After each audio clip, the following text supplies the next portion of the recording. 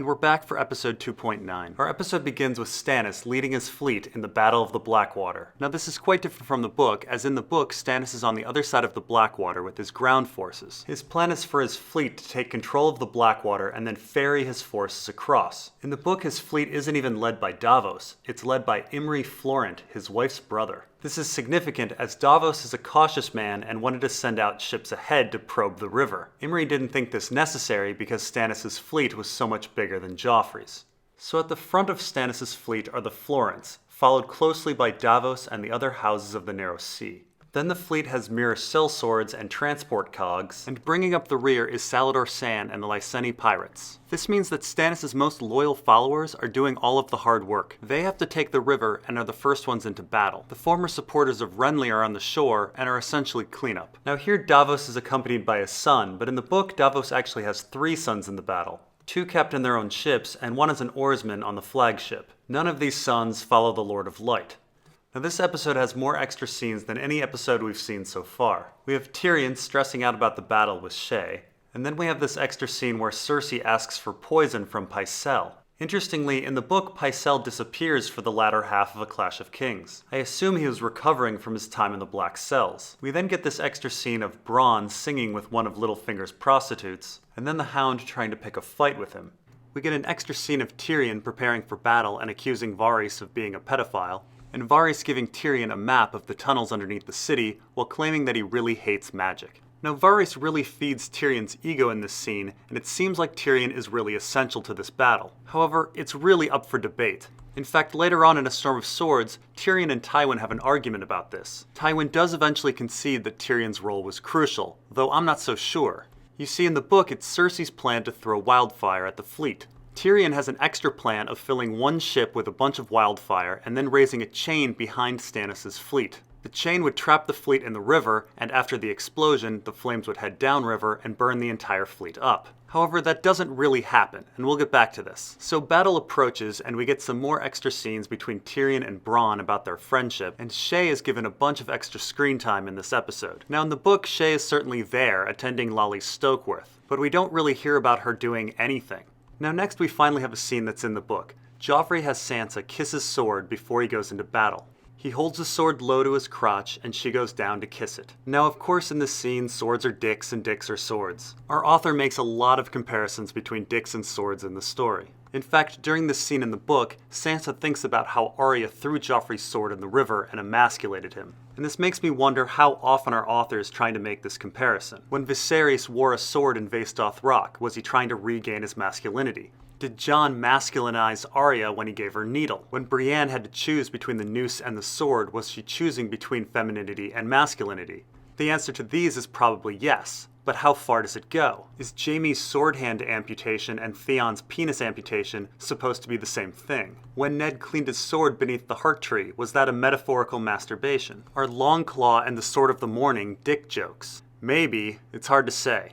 Now next we have an extra scene where Lancel is asking Tyrion where Joffrey's ships are. Now in the book we know the answer to this. They're upriver hiding. However, in the book Tyrion sacrifices 10 ships in the river to lure Stannis' fleet in. Now in our next scene Davos senses a trap, which he also does in the book. However, because events happen rather quickly and he's not in command of the fleet, he can't do much about it. Now next we have a scene that's very similar to the book where Cersei, Sansa, and the other women have gathered to wait out the battle. They talk a bit about periods and why Ilyn Payne is there. Cersei says he's there for protection and to punish those that are treasonous. Of course, we find out later that Ilyn Payne is actually there for Cersei's suicide. Cersei fully expects to lose the battle and wants Sir Ilyn to kill her and Sansa and maybe everyone else. Now whether Sir Ilyn would actually do this is debatable. There's some indication that Sir Ilyn has other loyalties, likely Littlefinger, so it's hard to say what Sir Ilyn would do with Stannis' men knocking on the door. Now here in the show, Cersei has given herself 2 suicide methods. She has Sir Ilyn and she has poison. The poison doesn't make an appearance in the book.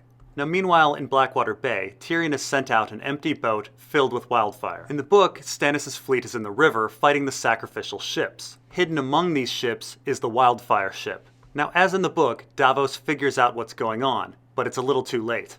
So next in the show, alchemist Roy Dotrice comes up and gives Tyrion a torch.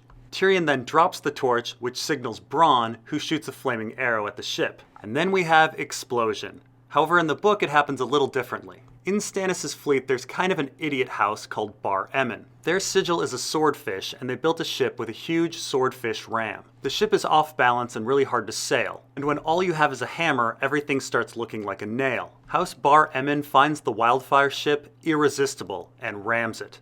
And so Davos watches his son perish, and in the book, he watches 3 sons perish. Now, although Tyrion's plan is fairly successful, it's not successful enough. And this is why I would argue that Tyrion did not save King's Landing. 30 to 40 of Stannis' ships survive the Wildfire, and Salladhor Sand's ships are safely on the other side of the chain. Even though Tyrion destroyed 80% of Stannis' fleet, he still has more than enough ships to ferry over his troops. And for a time, the crashed ships even create a bridge for Stannis' troops. The show has a similar outcome, with many of Stannis' ships surviving and Stannis wanting to go ashore. Meanwhile, at the greatest party ever, Cersei has some extra dialogue about religion, and then, as in the book, she explains why suicide is the only option. Cersei's weapon is sex, and Stannis is not interested in it. Meanwhile, on the Blackwater, Stannis is leading men into battle. Now keep in mind, in the book, Stannis is specifically described as a general who leads from the rear. Our hot-headed characters like Robb and Jaime lead from the front. Our calculating characters like Tywin and Stannis lead from the rear. Now next we get this extra scene where Joffrey is getting nervous that Stannis is coming ashore. Now Joffrey is a monster, but we have no indication in the book that he was ever cowardly. During the battle, Tyrion was trying to keep Joffrey safe. He spent the first part of the battle catapulting the Antler men naked into the river. He then went to lead crossbowmen. We don't really have any idea if he felt scared during the battle at all. Now next we have an extra scene of the Hound trying to get men into battle, including Lancel. And Lancel looks a bit nervous. In the book, there are actually 3 divisions out there defending the castle. There's the Hounds, there's Sir Balon's Swans, and there's Lancel's. The Hound abandons his, and Tyrion has to take it over. And so in our next scene, the soldiers are coming ashore. Now in the book, we actually find out which houses make it to King's Landing. Tyrion runs into Florence, Celtigars, Velaryons, and Bar Emmons. It's all houses from the fleet that survived the explosion. Stannis and all of Renly's supporters are still on the other side of the river. And so next we get a bunch of fighting, and as in the book, Lancel is injured. Now in the book, Lancel nearly dies from this injury and has a complete transformation. Now meanwhile at the party, we have this extra scene where Cersei outs Shae for having a story that doesn't quite make sense. And then Lancel shows up to give an update about the war. Now in the book, this first update is given by Osney Kettleblack. Lancel is far too injured to be going back and forth this much. But the show and the book are similar in that she orders Joffrey to be taken away from the battle. So as in the book, all the Wildfire causes the Hound to lose his nerve, and he quits. Tyrion tries to convince him to go back, but he refuses.